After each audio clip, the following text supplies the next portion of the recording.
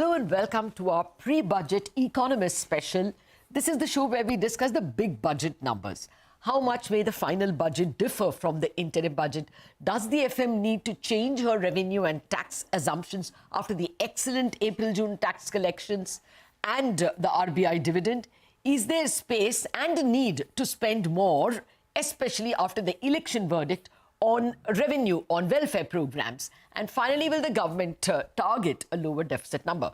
Joining me are first two heavyweight economists, Sajjid Chinoy of JPMorgan and member of the PMEAC, and Soumya Ghosh of State Bank, member of the 16th Finance Commission.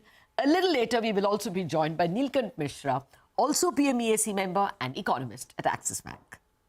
Gentlemen, thank you very much indeed for your time. Soumya, let me start with you. You're very busy, I know, with the Finance Commission work as well. But would you expect the Finance Minister to announce much higher, tax estimates? We just have got the April-July tax estimates, and across the board, they're like, 19-20% higher than last year. But the interim budget had only assumed about 11 or 12% rise in taxes. Yeah, thank you, Latha, for having me on the show.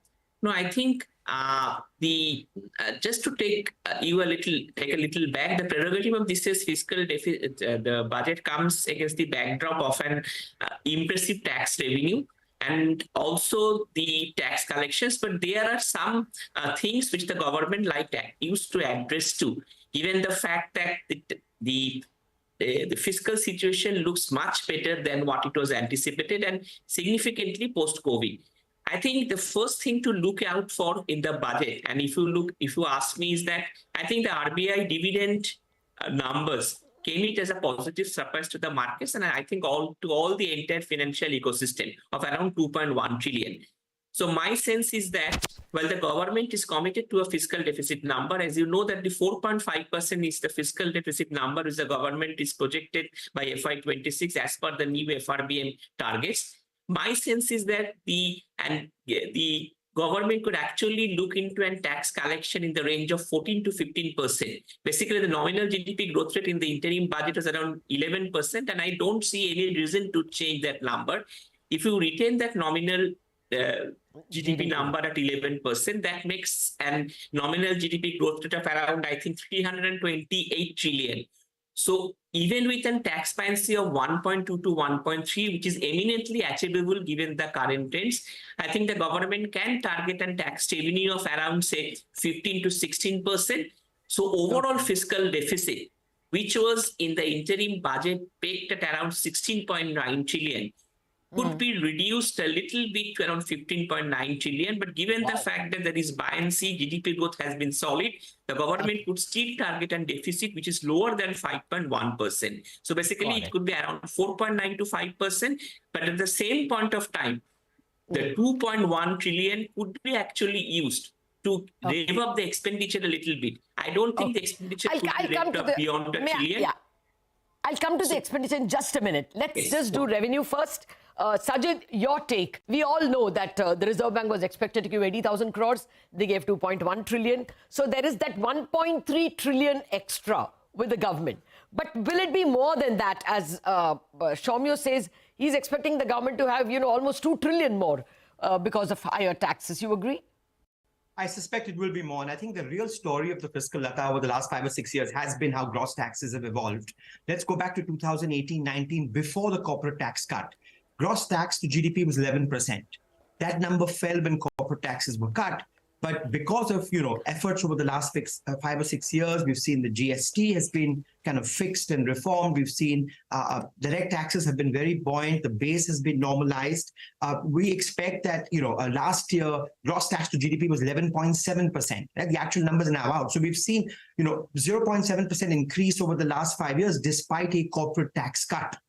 And my sense is last year, the government got a growth rate of about 13.5%.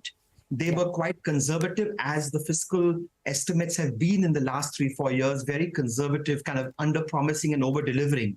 And so despite that 13.5%, the interim budget only kind of budgeted, 11.5% growth.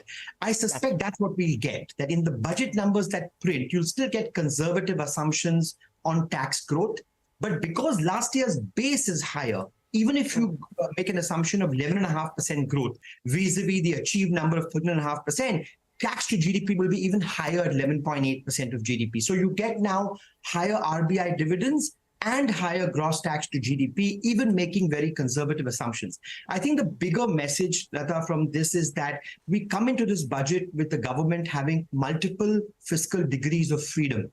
And they emerge because first, apart from higher taxes, we had higher consolidation than envisaged last year. The deficit over the last 2 years has gone from 6.4 to 5.6. That means you now have less to travel. You've got to go from 5.6 to 5.1, A. Yeah. B, you've got extra cash balances with you, which means borrowing can come down. And C, you now have the prospect of higher taxes and a higher RBI dividend. Yeah. So there are multiple degrees of freedom. Okay. No, I take your point. What Sajjid is telling us is that last year's fiscal deficit was expected to be 5.8. We got the final numbers a few weeks back. It turned out to be only 5.6%, not 5.8. And that was because the tax collections were higher by about 30,000 crores. And that clearly comes into this year by way of a base. Soumya, I'm coming to the deficit because that's the big number the markets want. They want to know if the borrowing will be less. And I know both of you are urging to tell me that, but let's come to expenditure first. There is that election result which some people interpret as anger of the lower communities. And we know that consumption was lower. Even when we looked, if we pull apart the GDP of last year, it was almost entirely capex driven. Personal final consumption expenditure rose only 4%. So is there a chance that, overall tax bracket will be brought up from 2.5 lakh to, from 3 lakh to 4 lakh or something? Or, there is more rural expenditure. Do you expect bigger changes in the expenditure front? Yeah, thank you, Latha. I think that there are two aspects to it. One, the next budget is actually also not even 9 months away. It's in the month of 1st of February. So I think the government could actually take a graded approach to fiscal reduction and, if required, to look into some sort of a tax incentive to boost up consumption. My sense is that the government in the budget could actually look into some sort of tweaking the agricultural sector reform, some reforms in the agriculture rural sector, which is pending for the last couple of years. I think for whatever reasons that has not been pushed, because that is one aspect. The second aspect is that I think there is two types. The roadmap is also of the direct tax, the implementation of the direct tax code, and the second roadmap is that overall the GST2 implementation. So my sense is that I am not expecting too much of an leeway on the personal income taxes front. Of course, there could be some giveaways here and there, because you all know that the government is pushing us to move towards a new tax regimes where exemptions are not available. So if I take that as the benchmark, I don't expect too much amount of leeway, but of course, the government can always go for lower personal income tax regime with the caveat that you have to move towards a new tax regime. So in my sense, some changes could come in the personal income taxes front, but there could be bigger changes or a bigger roadmap for the rural economy and also in terms of some of the issues impacting the MSME sector and generating employment in the budget. And that could be taken forward in February also when the next year budget is presented. Fair point. Now the big question to both of you, and if you can keep it brief. Soumya, Kanti, Ghosh, what is the deficit expected? How much can the market borrowing program go down if it goes down? No, I think, Latha, there are two figures I should quote over here. I think I agree with the larger picture that aggressive fiscal consolidation may not be the need of the hour, given the government has comfortable fiscal space.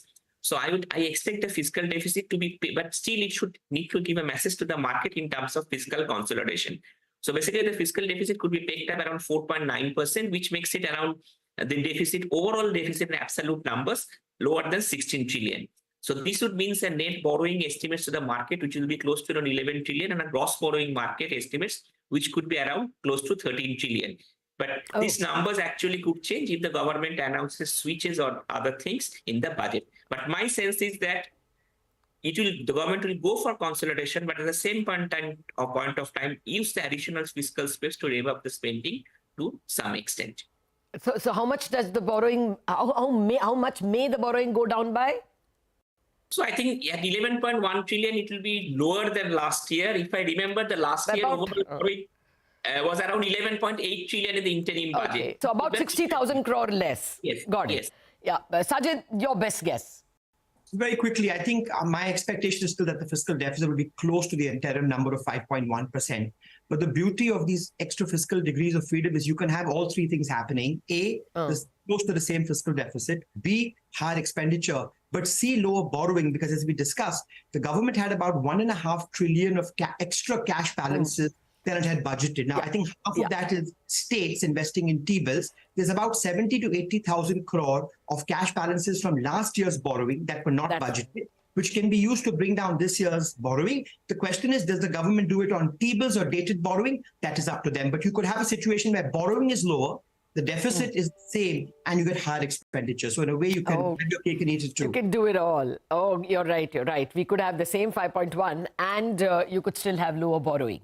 Thank you very much, Soumya, Kanti, Ghosh and Sajjid Chinoy for setting the tone on what to expect from the big budget numbers. But viewers, don't go anywhere. Coming up is a similar conversation on the big budget numbers with Neelkant Mishra, the chief economist of Axis Bank.